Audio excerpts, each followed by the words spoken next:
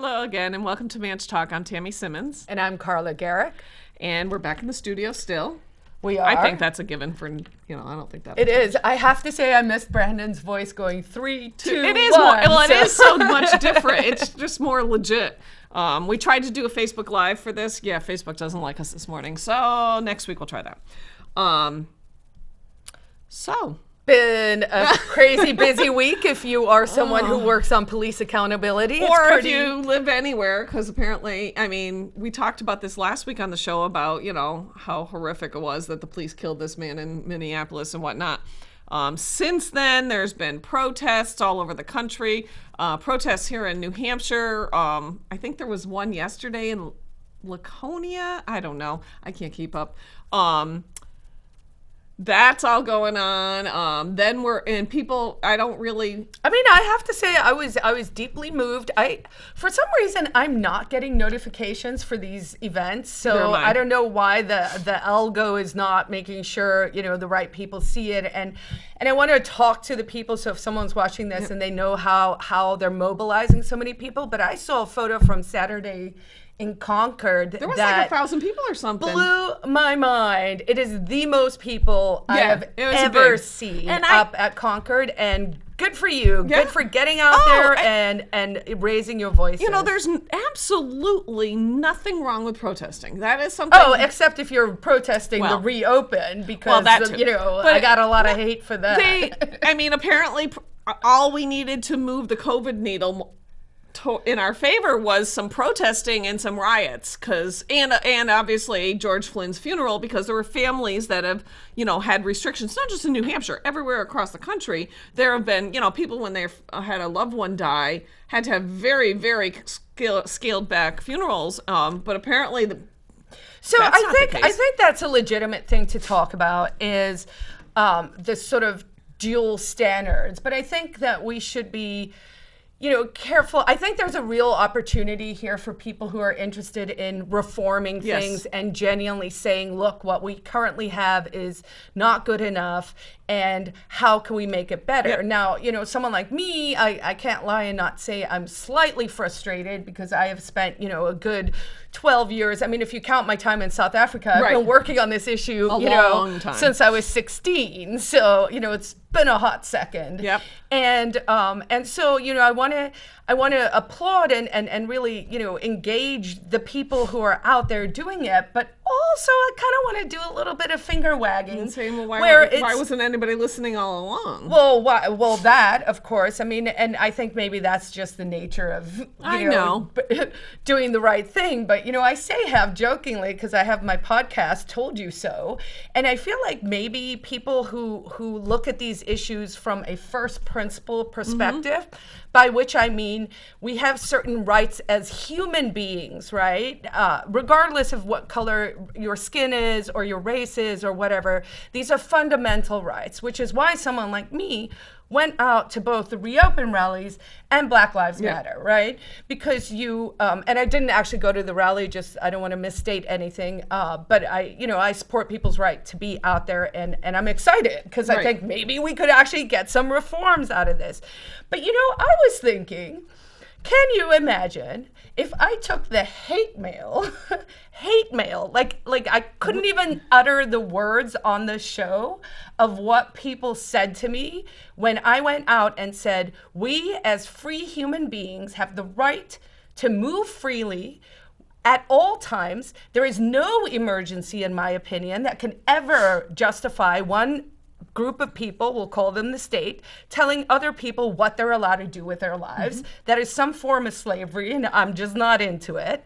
But if I superimpose the things that people said to me about supporting the right of free people to move freely, and to say we have a fundamental natural human right to go about our lives, on photos from Black Lives Matter, people's heads would explode. And this is... I got death threats, I got death wishes, I got all of that stuff. And I'm like, but then in the course of less than a month, it went from these germs and you're an awful human being if you do these things, to these germs don't matter anymore. Even worse, it's not just that that's a community attitude, because like you said, I do think the community in general, very broad, can shift focus from this outrage to that outrage really quickly, and that one goes away. It's a little terrifying how fast it's happening, right? But I did read, and I don't have the name or anything handy, but I did read different articles where an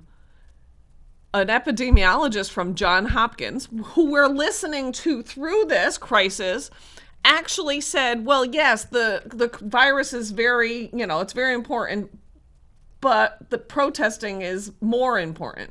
And I thought, well, that doesn't, I don't necessarily disagree, but I'm thinking, but wait, last week, before this man was killed, all focus all the time from the science world, and this is where Dan and I keep talking, science, all these DHHS leads and all this stuff, their priority is the morbidity rate, period. Whether that's morbidity from the virus or from not wearing a seatbelt or from drunk driving, it doesn't matter how people die. They just want the number to decrease in any way possible.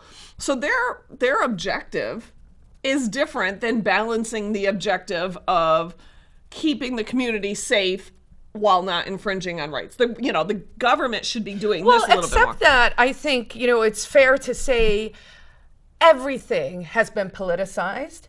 And, I was thinking about, I'm going to sign up for my Senate race again tomorrow. Probably this is, obviously the week to do it.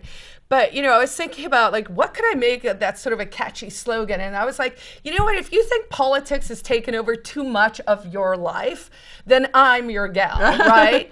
Because, I look at when you pick up your phone, there's all the push stuff of COVID. Then there's all the report this, post. It's like you go on Facebook now, and it's like, like we're being ruled by the Stasi, which was the secret police, in Poland and in West Berlin back in the day. And it's shocking to me that all of this, it's just all the time, 24/7. And I just want to go back to a normal life where things are in balance. And the reason why we're so caught up in what the government is up to is because it's too big. It is harming everyone. And how they benefit is what they do is they pit the extreme left and the extreme right against each other. And then there's all this yelling and and there are these mad people. But the government itself just keeps getting bigger and bigger. Our national debt just keeps getting bigger and bigger. We're in deep, deep trouble. And I think that people who are the happy middle, maybe even, right? All of us who are okay, none of this seems right anymore. Right. Should just say enough. We want reform. Yeah. We want the police to change. We want our cities to change. And I want my pools open, Mayor Craig. Okay, so let's shift to that. So last week, Manchester Republican Committee put out some information that there is a private pool or a private club in the north end of I assume in the north end of Manchester. It's like $1,100 a year for a membership. Nice. I assume that's a family membership, but that's not like a $12 a year thing. It's not my Planet Fitness. It has a pool in it, and Manchester Health Director Anna Thomas, who was the one testifying that, oh my God, we can't open the public pools,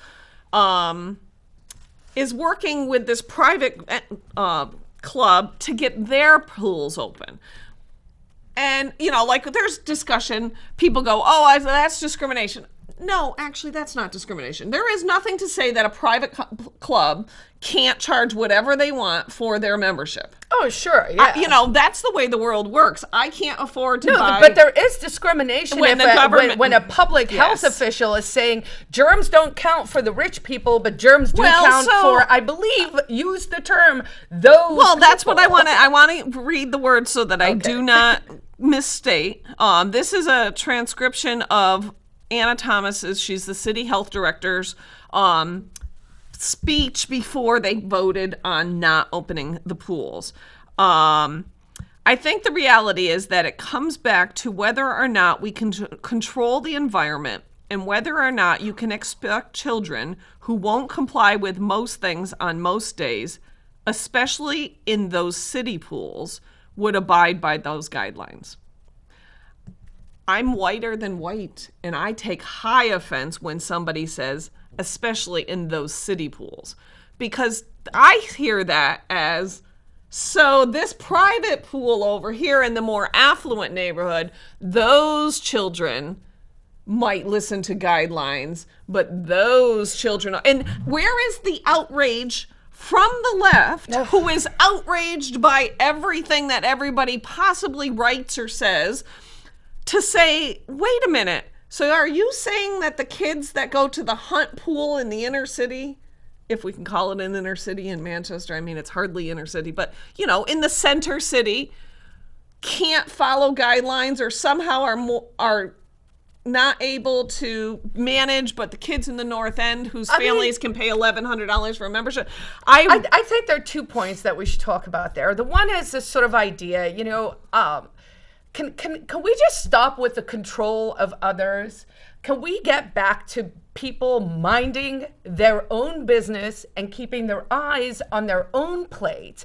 And this whole idea of, oh, we need to control them and they won't be able to listen, so therefore they're not allowed to blah, blah, blah, is ridiculous. You know, it's just, it's actually wrong. And we've created this really sick culture where it's all about snitching, it's all about control. Well, these control freaks think they can tell people what to do. How about we go back to choice? That is what freedom is the freedom to choose what you want to do with your life. And it is not for the government to tell you how to live your life. So can we get rid of that mentality? I mean, it's just shocking to me. And then the hypocrisy of the outrage culture. Well, it is. And I mean, I feel like everybody's outraged. I feel like sometimes I'm outraged and I purposely scale it back because I just don't want to get sucked into being outraged. That's why we garden. All of my waking day can't be just, there's enough for me to be outraged about, but I can't. I've got to focus, like, you know, we talk about reform. Okay, like I've been trying to think, what is real reform that could actually be implemented? You know, I hear this whole defund the police. I don't even know what that remotely could. I mean, I'm all for a hashtag defund all of it. Right, but So I mean, what but we that's could not do- going to happen. Well, but here's the thing. So let's talk about solutions for something like the police. Well, I mean, we have long lists. So I was trying to think, like, what could we reasonably, easily, readily, and with some sort of... I would like to see the encryption on the police scanners removed. Yeah, I agree. Because we see a lot of police action now where there's like a one-line thing where it's like, oh, the SWAT was called out for something. You can't find any information about it. And there's policing in secret. So the number one thing that Chief Capano can do to improve relations in the city is to decrypt the scanners. I agree. I don't understand why body camera footage is not subject to the 91A. I was agree. deeply As shocked long as to the learn party, that. as long as the parties, Right. I mean, I mean, not the government parties, the but public. Tammy, shockingly, I mean, I don't know if people understand this. The government and its agents now claim rights for themselves that we as ordinary citizens do not have. You know, and I take offense and question very deeply even the union leader, right? So now suddenly we are having this conversation about use of force and excessive use of force. We have a secret Lori's list that has a bunch of cops on there. They won't release it because they know they're going to have to go back and release a bunch of people from jail, but apparently we're doing that with germs anyway, so I don't even know why we couldn't just do that. I mean, I don't want violent people out of jail, but if there was no victim in your crime, meaning you got popped for weed or, you know, whatever it was, let them out. Let's start decriminalizing all of these control freak behaviors that we have now made, you know, life is now criminal. Living is pretty much criminal. Like if you go out in public, you're just like, you're breaking some law. So I'm the thought of reform. So literally thought of this yesterday, like don't know how it would be implemented. It goes back to a lot of things. You can look at something and say, okay, but how would that work? You know, how would it actually work? So I know that there are police, even in Manchester, even in New Hampshire, that act inappropriately. What if we said to all the police in New Hampshire, that you must self-report all of your force that you use in your day, in your job. So if if you're arresting a drunk and he gets out of control and you have to tackle him, when you get back to the office, you type in, they would have to probably go through the AG's office. It's supposed to be in the police report if they are actually reporting the truth in the police report. So, if we did this, right, I'm like, okay, so there would be this pool of information, and maybe their peers should be able to report too, but that should be balanced a little differently. Did you see the video from Nashua? It was a video from someone's apartment building. I think it happened 3 weeks ago. There are 2 officers. Fine. We don't know what happened before or after. Everyone likes to say that. I'm like, I don't really care. Right. You grab somebody by the hair or whatever. Tackling a child from behind. If you couldn't do that as a general citizen for any reason, including if you're the parent of a child and someone would call you for child abuse for tackling someone from behind and throwing them on the head, or these Nashua cops who then tackled the guy, gave him a solid little head beat down, and then pulled him to his feet by his hair. And it's like, that wait a minute. is common assault, regardless of what happened before or after. If we weren't able to do it, then the officer or the government agent is also not allowed to do it. Unless you believe that we have actually created a class of people who are above the law. Well, we have. And so this morning, I don't even know, I assume you would have seen it, but maybe not. So Greg Moore, who has his own layer of frustration because he used to work for Department of Health and Human Services, and he keeps saying, the more bad information and bad decisions being made by these people, he goes, I spent years building trust with the community, and now nobody's listening to the Department of Health and Human Services because they no longer feel confident. I know. So there was an article in Reason that came out this morning showing several police officers slashing car tires during Minneapolis protests. And the police admit to it. They say state patrol troopers in Minnesota strategically deflated tires in order to stop behaviors such as vehicles driving dangerously and at high speeds in and around the protesters. And guys, we're not even making this up. I watched the footage. It's literally like lines of I believe these ones were actually in camo. Yes. So, standing soldiers, posse comitatus, like lots of violations of things of how it's not supposed to work. Walking in lines with knives and slashing people's tires of people driving on the road. Oh, and even worse, but then there's also a parking lot at a Kmart where a lot of protesters had parked and reporters had parked. They said they really targeted cars that had concrete and rocks in them. So, okay. Every car in the Kmart parking lot had its tires slashed. Every single one. And like the article. Does this sound to anyone back home? Does this sound like we still have rule of law in this country? We have. There was a police department that actually took down the American flag and raised a thin blue. I cannot take flag. that. I don't like. You know what? I'm not a crazy flag person. I don't have like flags flying all over I put up red, white, and blue bunting for things. But people, that's their prerogative.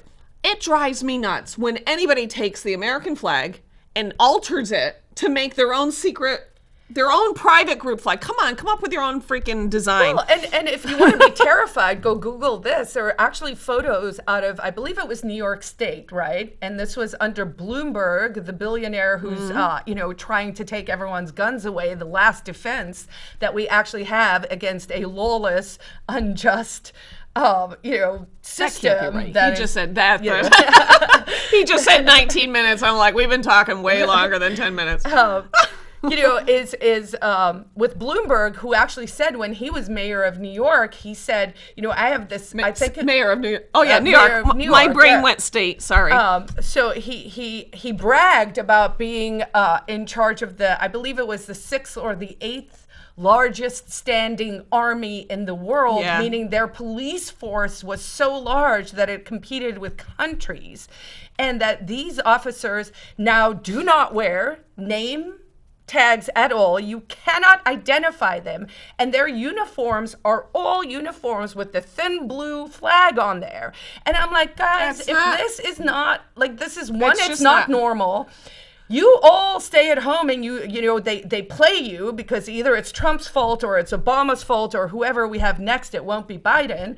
But, you know, they play those two things against each other while this police state just grows and marches on. And so we need to stop falling for the games, and we need to all come together and say, how do we actually change these things? Because, you know, this story that I'm referring to with the slashing of the tires, this was in Minnesota. It wasn't in New Hampshire. But things do happen in New Hampshire. They happen in Manchester. While I might be a boisterous personality, I'm generally not an aggressive person, and I've had face-to-face threatening remarks from Manchester cops. The cop's since retired, but he didn't retire because of that. But like, what else did he do to other people if he treated me as aggressively? And I mean, we all know of instances where, you know, if the goal is to actually have a good working relationship between the community and the police department so that they can do actual policing effectively, maybe we stop with the Bearcats and the no-knock raids and the covering up of stories. And when somebody does do something wrong, hold them accountable for doing something wrong. And then people will trust the police again. I mean, there's going to have to be significant reform in order to restore public trust. And I will say it a million times. I'm going to say it again today. Release the exculpatory evidence schedule, the secret lorries list, right? We have had some successes in terms of open and transparent government with the Fenneman case that we talked about last week. I think that's actually going to significantly help, which means they can't just hide everything as an internal personnel matter and then just put it in. And in fact, in today's Union Leader, I saw 2 articles where I was like, wow, this is actually the result of those decisions. The one was the Salem police officer, and then there was another one where there apparently was like a off-duty cop, which also they treat like police officers and then say you have extra rights. So it's like a double whammy of bad that is just being covered up. Who was in a high-speed chase or something, and they didn't know it was a police officer, so they used all the super aggressive stuff, the roll strips, the pit moves, the, you know, like stuff that is actually genuinely pretty dangerous. To do it. And then when the cop jumped out of the car, he was kind of like, oh, you guys got me, like, ha ha, you know. And I guess all of that was just in personnel files and hidden. And now they're claiming, oh, it's not, it's taken too long, so it's out, it's past the time frame. Yeah. So you know what? We are lucky that we live in a time where there is more transparency. I encourage everyone every time, don't interfere. But if you see a police encounter, even if you're walking on the sidewalk and he's just talking to a homeless guy, stop and film it. Be polite. Don't be rude. Just be like, hey, I'm here as a witness. I just want to make sure everything's cool for everyone. Because maybe that homeless guy just kicked that cop when he walked by. Right. But, you know. And we know based on statistics that when we do record these things, then we can help effect change. Because I will tell you this, Tammy, there is no way we would have seen this reaction if we didn't have a video. If there wasn't a video of what happened. I'm pretty sure if there had been a video of the guy who got beat up in Strangebrew some years ago by the off-duty cops, that would have went differently too. Which, you know, they were all left scot-free. The guy had, I think he had like 87 broken bones in his face. I mean, it was a really, really bad situation. And a judge in New Hampshire said, it wasn't their finest hour. Speaking of, so those judges should also all retire. I'm going to throw this in when we're talking about rebuilding trust, and you know, can't end the show without mentioning. So we're running for office. I filed for state rep in Ward 10. You're going to file for state senate over in Goffstown and the Manchester parts of Manchester. So every day I look at the lists of who's signed up and everything, and by golly, no outrage at all on the part of the Democrats that they recruited Tommy Katziantonis, who was recently in jail for tax evasion. He's going to run for state legislature. Wow. So because, you know, a known criminal. No outrage. Really? Can we just I mean, you know what? I'm going to give him the benefit of the doubt. He made a mistake. I don't think it was accidental, but let's just say he did. He served his time. He's done his punishment. That's all fine and dandy. Is that the best the Democrats can come up with for candidates for the state legislature? He doesn't go, so I guess there's that. If he should happen to get elected in Ward 8, the good thing is he doesn't, well, he does go. He goes when the Democrats need him for really crucial votes. The rest of the time, he just doesn't go. He never has. His brother George, when he represented Ward 10, never went. Like, literally. Never went. So maybe it's time also to sort of clean house. I think as people start to think about this election cycle and stuff, look for fresh new candidates. Yep. I mean, certainly for me in my Senate race, Lou D'Alessandro has been there for a long time. Ever.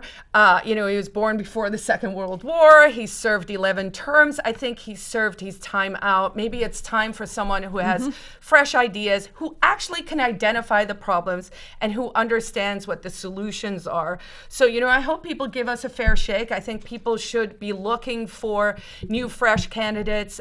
Don't reelect, someone who was a criminal and don't just keep voting for people who are voting against your best interest. Right. I mean, unless maybe this is important to you. If you really think the government needs to restrict straws or plastic grocery bags, or tell you how to wash your hands, maybe you can find candidates, because there's plenty of them who voted for things like that. I just think we need to leave life to people a little bit more often than we do. I mean, we need to restore the balance of our nation and certainly our state by saying that government is only there to protect your rights. They're not there to tell you how to wash your hands or which pool to use, and that we need to make government smaller so that we can all get on with our lives and live happy, balanced, good lives instead of, all fighting each other because everyone's addicted to social media now. So I feel like we can move beyond these problems. I think we can too. So the only happy thing we can end with is I went to the Manchester Animal Shelter plant sale with masks and all sorts of stuff this past weekend. They are extending it to this coming Saturday as well. I can't even think what day that'll be. I guess it's like the 13th maybe. No masks required now.